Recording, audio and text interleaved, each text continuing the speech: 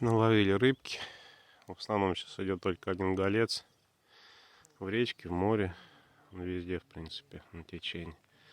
И на удочку, и сетку ставили. Ну, в принципе, на удочку можно ловить, потому что рыба навалом.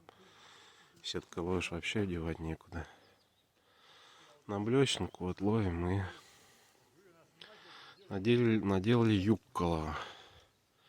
В растворе соли просто макаешь сильно и вытаскиваешь филешку и брюшки. Попробуем, что получится.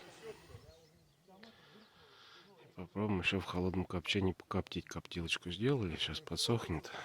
Так что столько у нас рыбки красненькой.